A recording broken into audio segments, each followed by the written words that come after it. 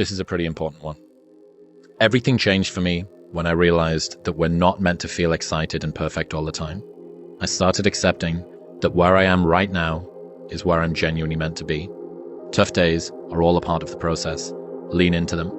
Bad days are also part of a very good and meaningful life. So on my toughest days, I think about getting through one more day, one more workout, one more rep. For anyone going through hard times, as we are now, having choked down these 10 scorching hot chicken wings, why do you think it's important to project forward, no matter what you're going through, no matter how bad things are, that it'll all be a great story someday?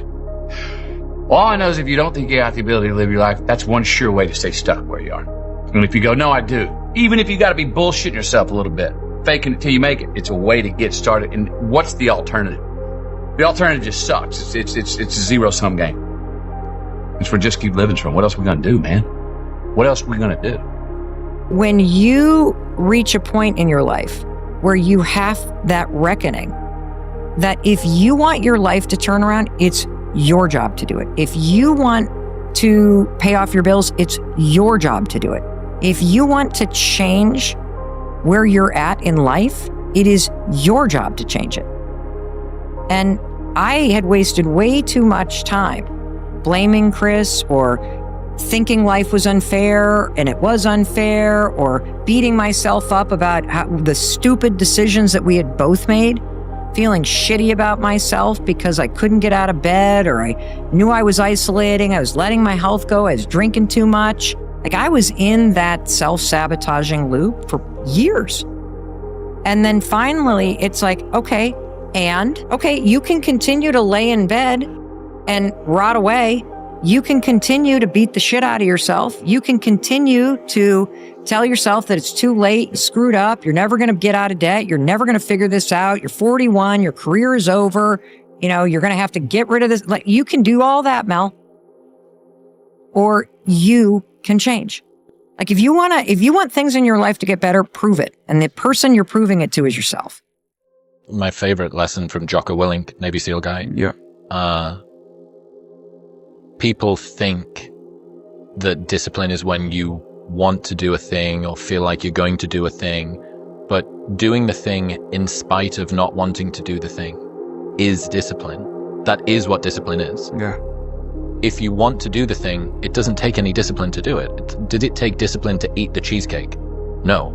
It took discipline to not eat the cheesecake, because you have to force yourself to do the thing that you do not want to do. Mm-hmm. That is what discipline is. He's got the same thing around bravery. It says doing the thing in spite of not wanting to do the thing, in spite of being scared, is what bravery is. It's hard to make progress when you're constantly getting pulled in different directions. So you have to make a choice, your goals or your distractions. Which one matters more? Turn off the noise?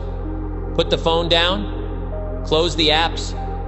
Give yourself time to focus on what you want to achieve. It's in those quiet moments, away from the noise, that you'll find clarity and direction. You'll be amazed at how much you can accomplish when you're not constantly distracted. It's not about doing more. It's about doing what matters. Focus on your goals, and the rest will take care of itself.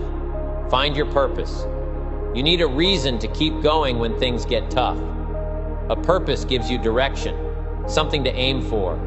Without it, you're just drifting, letting the days pass without any real meaning. But when you find your purpose, everything changes. Suddenly you have a reason to get out of bed, a reason to push through the hard days, a reason to keep fighting. Your purpose doesn't have to be grand or perfect. It just has to matter to you. It's not about what others think or what they want for you. It's about what drives you, what makes you feel alive. When you know your purpose, you stop feeling lost. You have a path, and you know where you're going. Take some time to think about it. What makes you feel fulfilled? What are the things you would fight for no matter how hard it gets? That's your purpose. And once you've found it, hold on to it. Use it to fuel you, to keep you moving forward when everything else tells you to quit. With purpose, you find strength you didn't know you had. It's like a light in the darkness, guiding you through the toughest moments.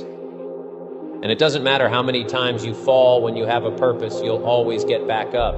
So don't settle for a life without meaning. Find your purpose and let it be your reason to keep going. From planning to action, this is where most people get stuck. It's easy to dream, easy to make plans, easy to write down your goals. But the real challenge starts when you have to turn those plans into reality. It's the hardest step because it means you have to put in the work, day in and day out, without any guarantees. Action is what separates the dreamers from the doers. It's where you find out if you're serious about your goals or just pretending. Anyone can make a plan, but not everyone will put in the effort to see it through. It's not enough to just know what you want. You have to be willing to do whatever it takes to get there. Stop waiting for the perfect moment. It doesn't exist. The only time you have is now. Take the first step, no matter how small. Even if it feels like you're stumbling in the dark, keep moving. Vulnerability itself is absolutely essential for growth. So our vulnerability is our capacity to be wounded. The reality is that as human beings, we're all vulnerable from conception until death. But when we're hurt in childhood and the vulnerability is too painful to bear, we will try and shut down our vulnerability. And for example, by being right. Because if I'm right, then I'm powerful and I can't be assailed anymore. But when we do that, we stop growing. So vulnerability is absolutely essential for growth. And for vulnerability, you gotta let go of those defenses, such as being right, that you developed as a child in order to protect yourself from the pain. So that's why we talk about growing pains, because vulnerability is necessary for growth. Without vulnerability, there is no growth. Where does depression come from? Depression comes from having had to push down your emotions. Wow. But why did you have to push down your emotions? To stay connected to your parents. In other words, it was a coping mechanism. And what I'm saying is that a lot of illness, whether of the mind or the body or both, comes from coping mechanisms. There are normal coping mechanisms in response to an abnormal situation. It's not normal for a child to be banished from the presence of the parent. If you look at indigenous people, they carry their kids everywhere. Kids are always with the parents. Can you go too far with empathy? And yes, it is possible. A lot of people who get involved with toxic personalities, they feel for them because toxic people don't announce themselves. They don't go, I'm aggressive, I'm a narcissist, I'm grandiose. They're very clever, they're very charming. They can be very seductive and interesting when you first meet them. And you feel empathy for them. They have some pain in their life and you can sense it and you open up to them. And then they prey on that openness. They prey on your ability that you've opened up too much to them. You become too vulnerable. You empathize too much to the point where you can't distance yourself. Let me give y'all some gems. I'm better than this moment. It will pass. I love myself at and in every evolution, both beneficial and non-beneficial, good, bad, or indifferent. I honor myself for operating in the fullness that I could at that time and at that space. I'm proud of myself for the bravery to grow. I'm proud of myself for finding tools and figuring this shit out. I will give myself grace to figure it out, grace to stumble, grace to pause. I highlight and I cancel. This is my favorite. I highlight and I cancel all contracts and agreements that don't serve me for my highest good. And I give myself permission to evolve as often as I need to, in any way that I need to, without explanation. The happiest people, they do 4 things every day, okay? They practice their faith, they are close to their families, they have friends, real friends, not deal friends, real friends. and they take their work seriously, which is of course your bailiwick. This is your kettle of fish. And they get meaning from their work, which really comes from feeling like they're earning their success, creating value, and serving other people. Those 4 things are the secrets to the happiest life. If I were to choose to live my life over again, I wouldn't live it in this way. Do you know Winnie the Pooh? Yeah. The end of that book would bring tears to my eyes for years. Christopher Robin, a little boy, now has to go to school. And he's telling his friends, the toy animals, that he won't be able to play with them so much anymore. And what I wasn't aware of when I went to medical school and when I was a physician is how driven I was to justify my existence in the world. I wish I hadn't worked so hard. When you're driven to work too hard, you actually ignore what matters. And what matters is what you were telling me last night about how much it matters for you to spend time with your family. So every summer, you take a bunch of weeks away from your podcast and you just spend time enjoying your kids and your wife and your family. And I didn't do that. I always felt I had to keep working. And the book ends with the statement, and whatever they do or wherever they go in the enchanted forest, the little boy and his bear will always be playing together.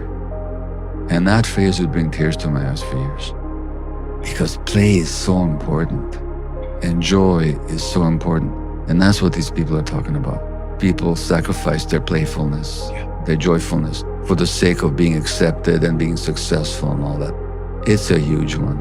Being driven by unconscious needs to validate your existence. And where does that come from? Again, that comes from childhood trauma. In that sense, we can all be Winnie the Pooh and Christopher Robin. We can always keep playing in the enchanted forest. And that's just essential, I think.